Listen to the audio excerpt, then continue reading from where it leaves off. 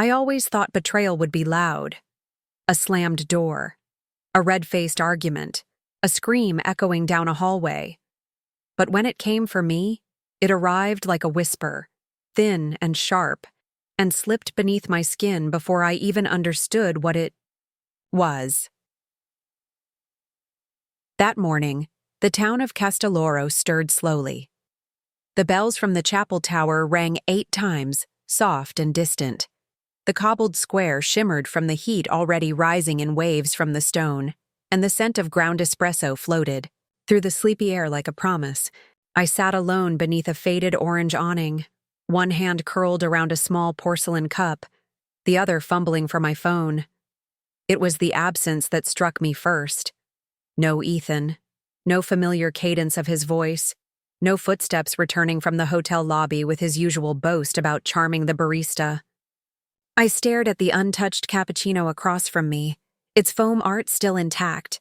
A text buzzed through. My stomach tightened before I even opened it. Maybe it was instinct. Maybe my body knew before I did. Figured you'd love the peace and quiet. Don't wait up. I read it 3 times. I laughed too loudly, head snapping up to search the square. Ethan? I called, half rising. A few passers-by looked at me curiously.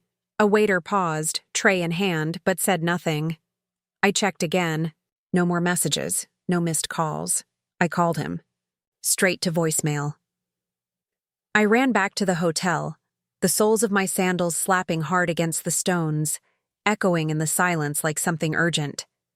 The concierge looked up when I entered, and something in his eyes made me pause. That awkward pity, that knowing. My husband, I said, trying to keep my voice steady. He went out earlier. Have you seen him? He hesitated, shifted his weight.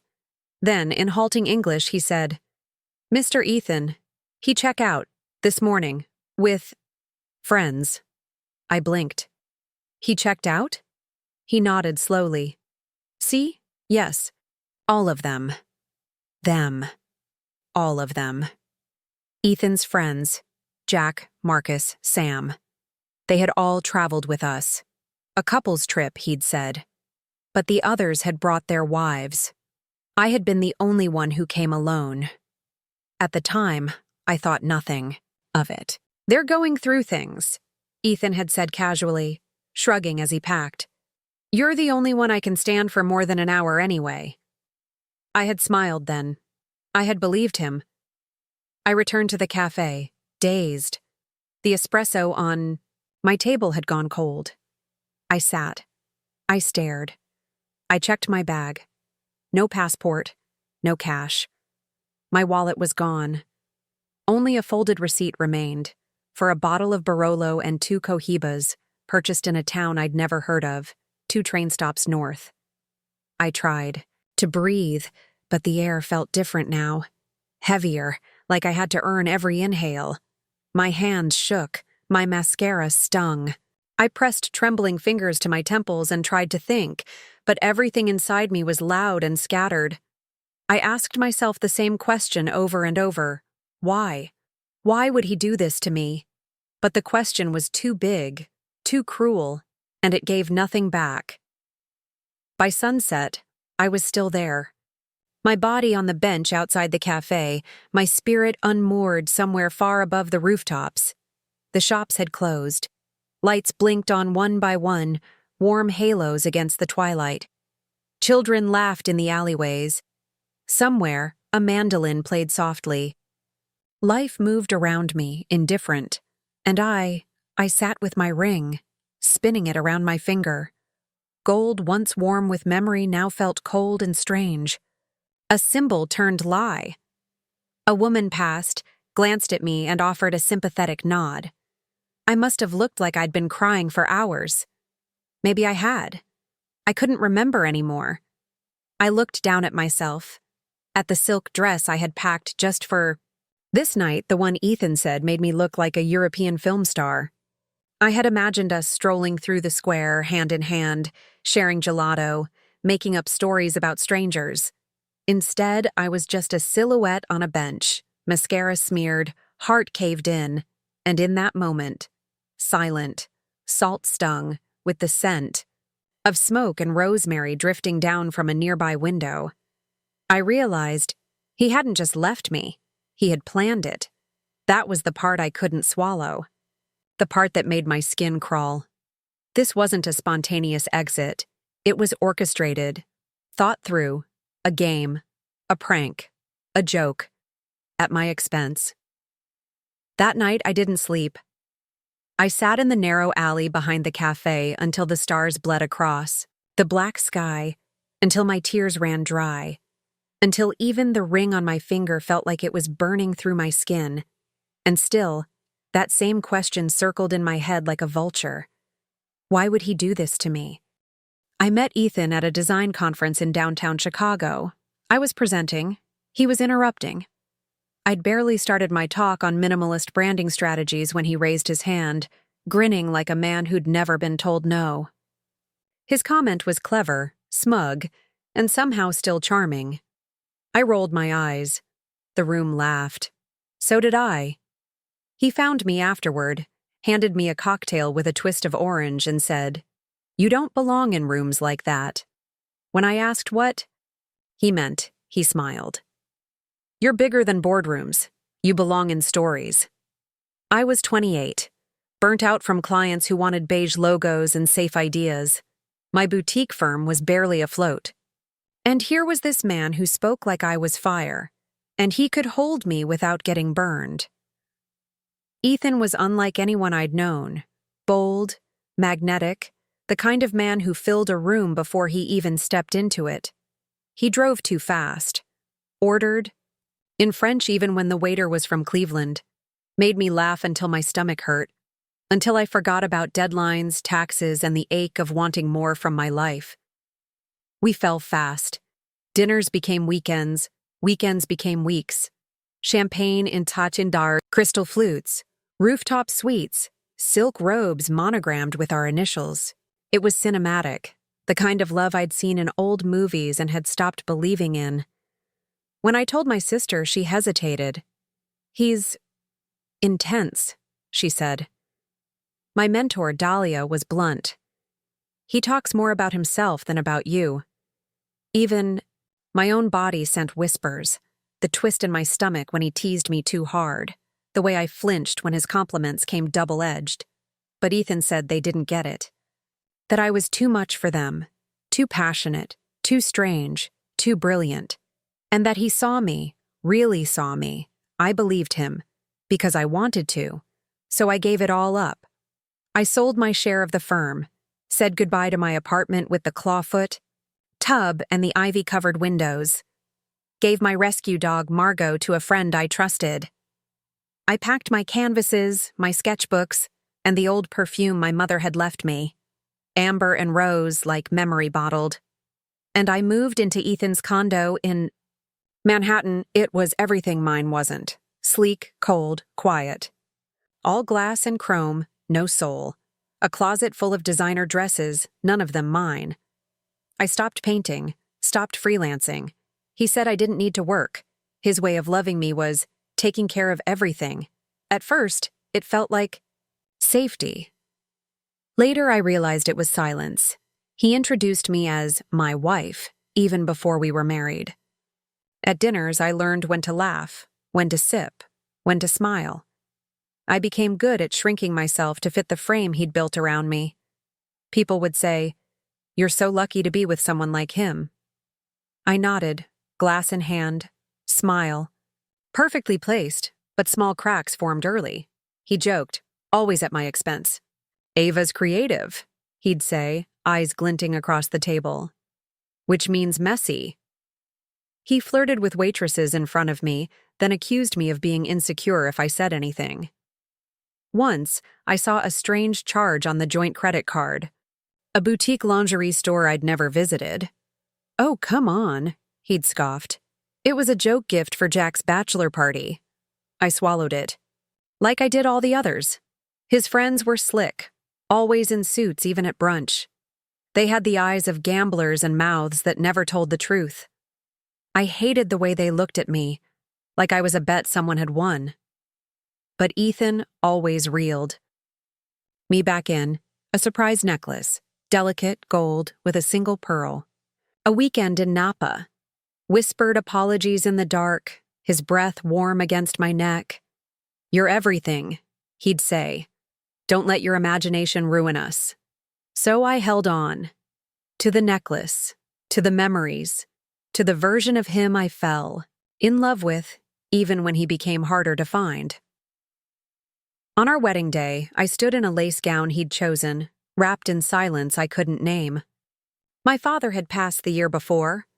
My sister didn't attend. She said she couldn't watch me become someone else. I wore my mother's perfume, amber and rose, a quiet rebellion against the person I was becoming. The ring Ethan slipped. On my finger was perfect, of course. Platinum, vintage cut. It sparkled when I moved, a light show I tried to believe in.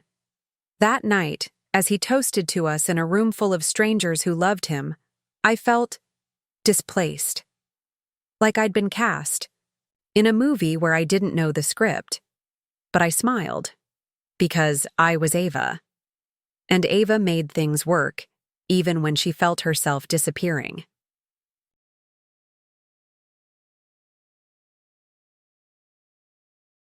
I lost track of time in Castelloro. It might have been 2 days. Maybe 3.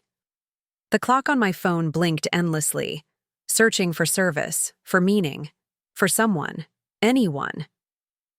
The sun still rose and set over those ancient clay rooftops, over narrow alleys that smelled of sun-warmed basil and exhaust. Life in the village moved on, slow and oblivious, while mine felt like it had been unspooled and left in the dirt. Ethan was gone. Not lost, not missing. Gone. Like someone who had finished a task. I tried the embassy, stumbling through broken Italian and breathless pleas. The waiting room was too cold, too bright.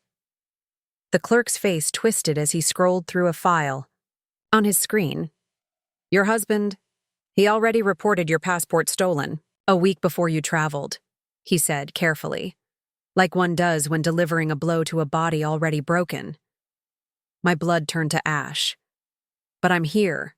I didn't lose anything. I stopped. What was the point? Ethan had filed. The claim himself. In his name. Everything. The credit cards, the travel itinerary, even the apartment lease, was his. I was a ghost in my own life, with no legal tether to anything real. The embassy could offer me a temporary document, but not a way home, not money, not answers. I left in a daze, my shoes slapping the concrete like they belonged to someone else. The perfume I always wore, the one my mother gave me in a velvet pouch before she passed, had faded days ago. I felt naked without it, like my memory had been scrubbed clean from my skin. That evening, I sat on a stone bench at the train station and cried. Not delicate movie tears, not graceful, silent despair. This was guttural, shaking, animal grief, the sound of something dying and knowing it. Travelers passed by me with careful glances. A child stared. No one stopped, until one did. She wore a coat too thick for the weather and a scarf the color of poppies. Her face was a map of kindness, soft eyes, olive skin lined with age and stories. She knelt beside me and touched my hand like we already knew each other. I couldn't form words. She didn't ask for any.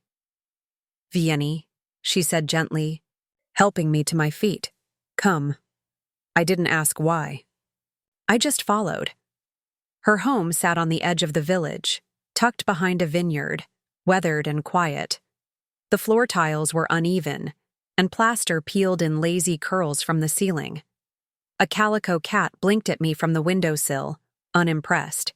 She gave me a glass of water, a bowl of something warm, and a room. Just a cot, a blanket, a crucifix on the wall, and a lamp that hummed softly like it had its own breath. That night, I couldn't sleep.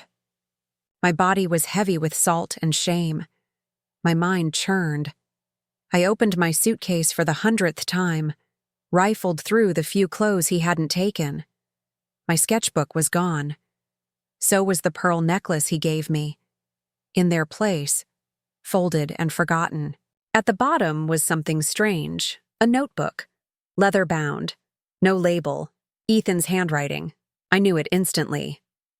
Slanted, confident, careless. He must have slipped it in by mistake. I wish I had never opened it. The first pages were filled with notes, meetings, names I didn't recognize. But then, drawings. Of me, caricatures, exaggerated, cruel. My face, distorted into mockery, crying, screaming, clutching a wine glass like a weapon. Notes scribbled in the margins. Typical, overdramatic, always playing victim. My hands trembled as I turned the pages. More lists.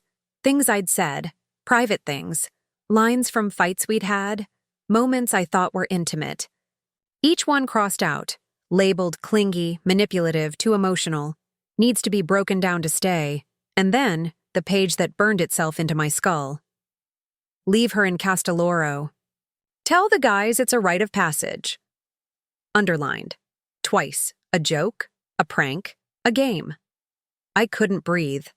I clutched the pages so hard they crumpled in my fists. I had been a toy, a performance, something to test.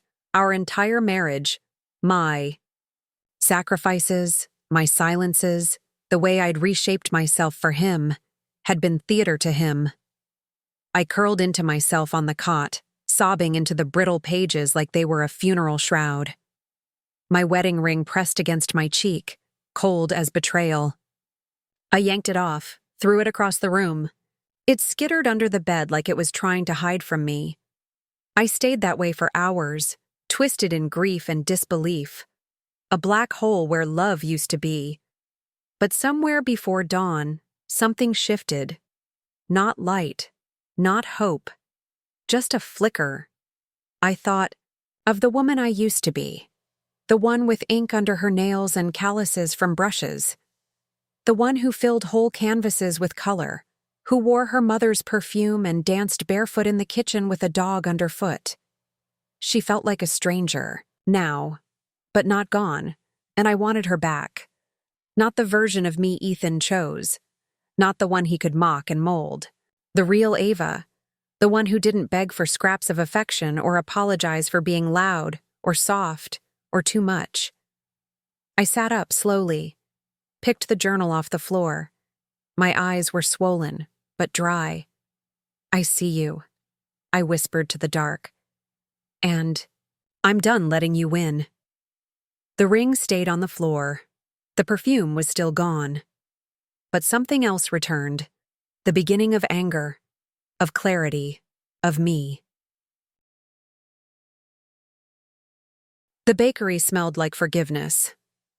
Every morning before the sun even peeked over the rooftops, I followed Rosa, the old woman with the poppy-red scarf, down a narrow lane where shutters still clung shut like sleeping eyelids. She never said much, and neither did I.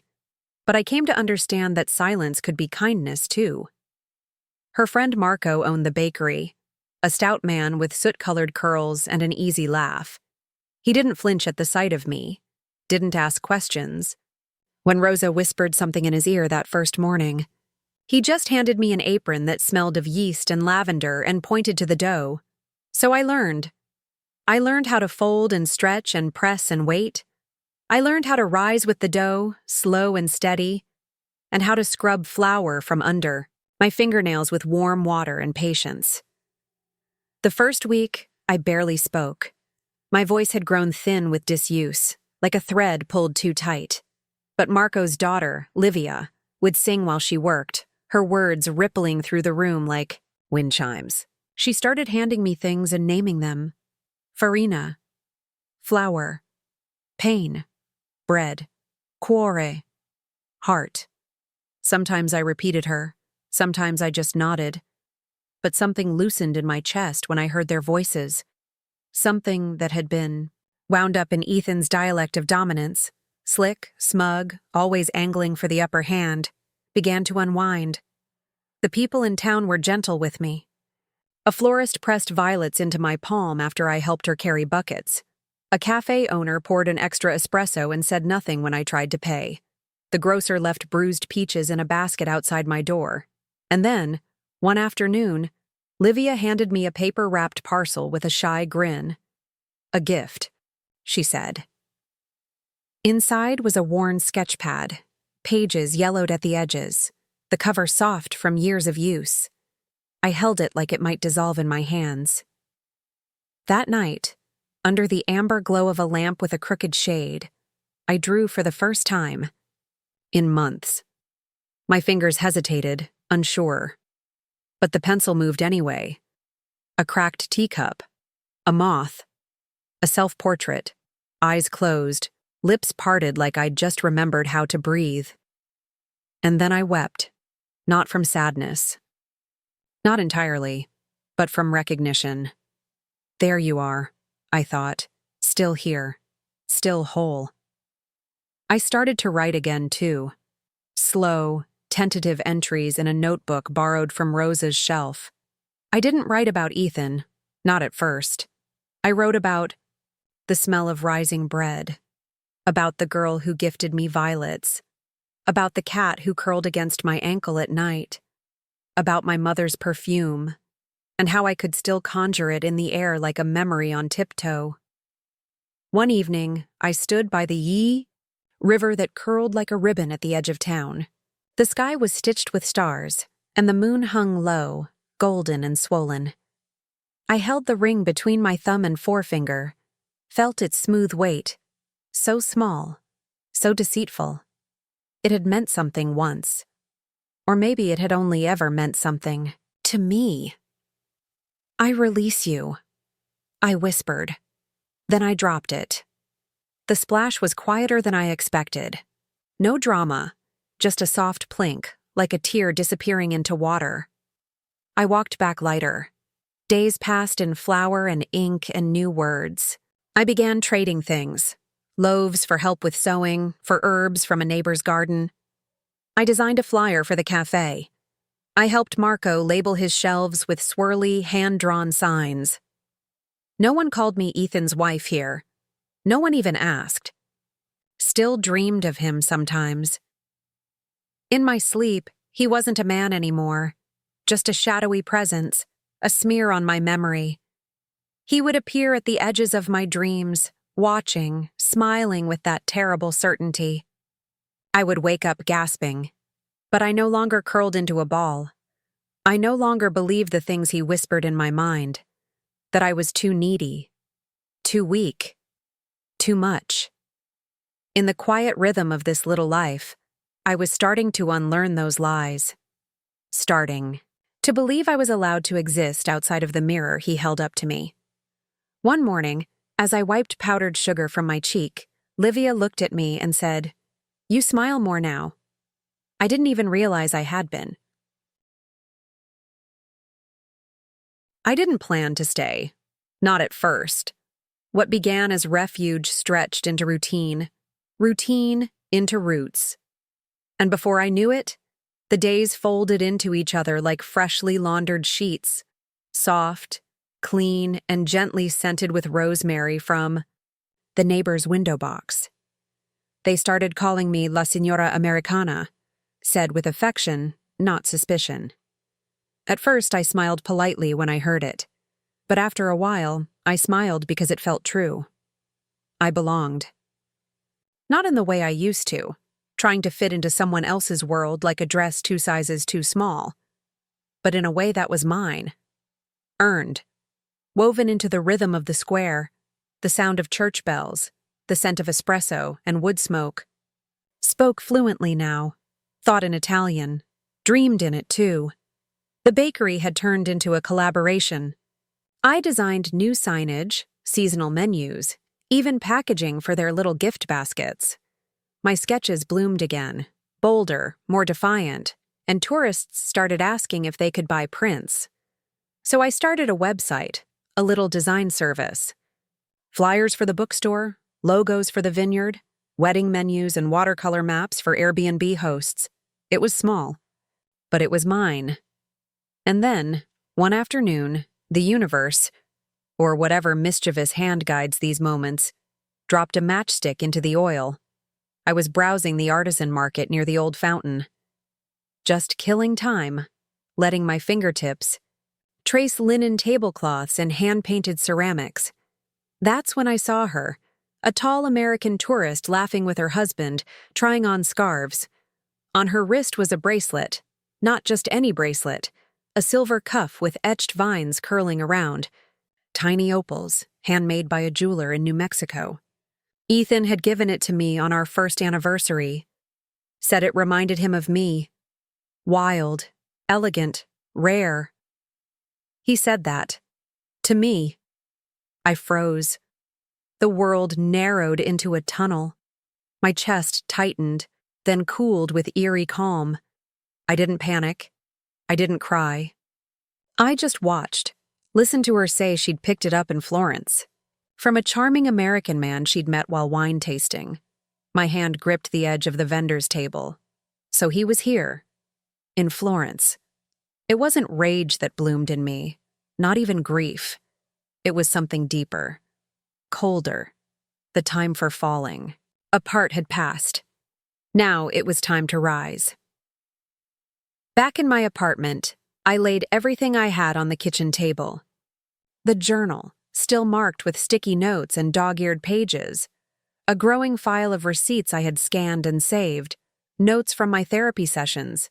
Screenshots of old texts, photos, voicemails. Witnesses who had seen bruises. Not on my skin, but in my spirit. I contacted a lawyer back in Chicago. A woman this time. Sharp, unyielding. She read the journal and didn't blink. She asked questions Ethan had never imagined anyone would dare. I opened bank accounts he'd forgotten. Found the ones he had hidden. He wasn't clever, not really. Just confident no one would look behind the curtain. But I wasn't Ava the wife anymore. I was Ava the storm. And the whispers started too. Old friends. Colleagues. Women from cities I'd never been to. I thought it was just me. He told me the same things. He vanished with $10,000. I thought I was going crazy. He'd done this before, over and over. A trail of wreckage carefully disguised as charm. A pattern clear as blood on snow once you knew how to look. I compiled everything. Cross-referenced dates, timelines, names. And then I reached out to a journalist, a woman who had once interviewed me for a design blog years ago. I remembered her because she had kind eyes and a tattoo of a lighthouse on her wrist. She remembered me, too. When I sent her the folder, I expected silence. What I got was fire. "Let me tell your story," she said. "Let's make sure no one else becomes his." And so I did. I told her everything. Not as a victim, but as a witness, a survivor, a woman who stayed when everyone expected her to disappear. The article hit 2 weeks later. The American Don Juan. It spread fast. Republished, reshared, dissected. He tried to deny it. Of course he did. But the journal, the bank transfers, the voices of women from California to New York to Paris, they spoke louder than his charm. I didn't watch the fallout. Not really. Just checked in long enough to see what mattered. His accounts frozen. His face on exposés. His name, finally, no longer whispered in bedrooms, but printed in bold beside the word fraud. I didn't feel triumphant. Not exactly. Just right, balanced. One evening, I passed my reflection in the bakery window. For a second, I didn't recognize her. This woman with soft curls, laughing with Livia, apron smudged with flour. She looked free. Whole. Later I lit a candle on my windowsill and placed the sketch of myself beside it, the one with my eyes closed. I picked up my pencil and drew a new one, this time eyes wide open. Sharp. Alive. In the mirror, I saw my mother's chin, my father's stubborn brow, and the woman I had fought to become.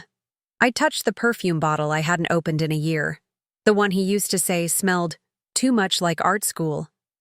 I spritzed it on my wrists anyway, closed my eyes and smiled.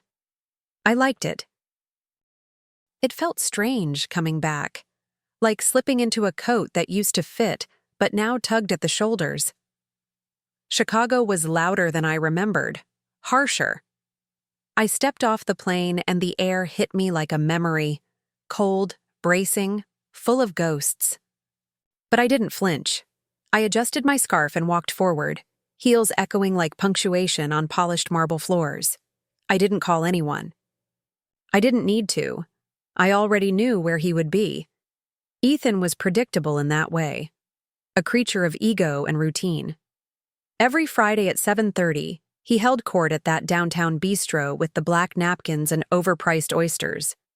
I'd been there, more times than I could count, always playing the elegant accessory to his curated life. Tonight, I wore a navy silk dress, the one he once said made me look too severe. I paired it with the red lipstick he hated and a perfume that smelled like rain on ink and open windows. The hostess didn't recognize me at first, then her eyes widened just slightly. She said nothing. Neither did I. I walked straight to the table. He was mid-laugh when he saw me, something smug and shiny in his mouth, and he choked on his drink. Coughing, spluttering. "Ava?" I said nothing, just sat across from him and placed the journal on the white tablecloth, sliding it forward with 2 fingers. "You forgot this." He looked down at the journal like it might bite him, then back at me. "Ava," he said again, softer now. "What are you doing here?" I tilted my head. "Funny. That's what I used to ask myself every time I woke up next to you."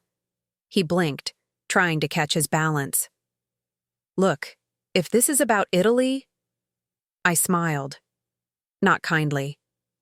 "I know everything, Ethan. The journal, the bank accounts, the stories, the women, the lies." He laughed, that same brittle bark he used to use when backed into a corner. "You always were dramatic." I didn't respond. I just watched him. It didn't take much. Silence is a mirror. And in that stillness, he began to see himself, not the version he sold, but the one he'd hidden. Look, things got complicated. You were intense. I didn't mean to hurt you. You meant to entertain yourself, I said, voice low. And you did. Until the game turned. He ran a hand through his hair. That old tick. "So what now? You came to make a scene?" "No," I said, reaching into my bag. "I came to deliver the ending." I placed the documents in front of him, the lawsuit, the bank audits, the cease and desist, a copy of the article, annotated in red ink, a list of signatures from women who had once believed him. His face changed then, like someone had dimmed the lights behind his eyes. "I'm not here for an apology," I said. "I'm here because I needed to see your world as it cracks. I needed to know it would."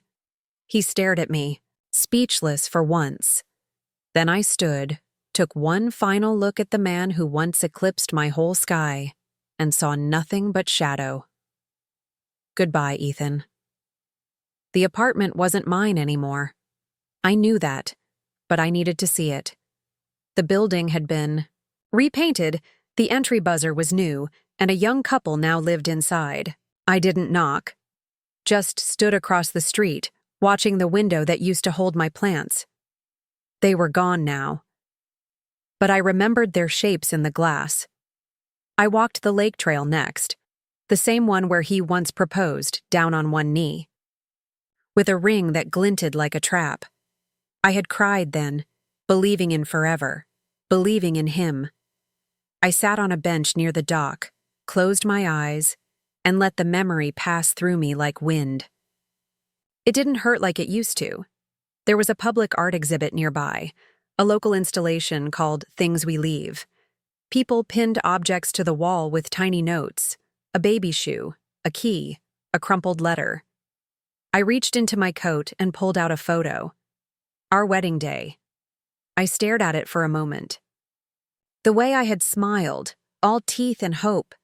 The way he had looked at the camera instead of me. I pinned it to the board.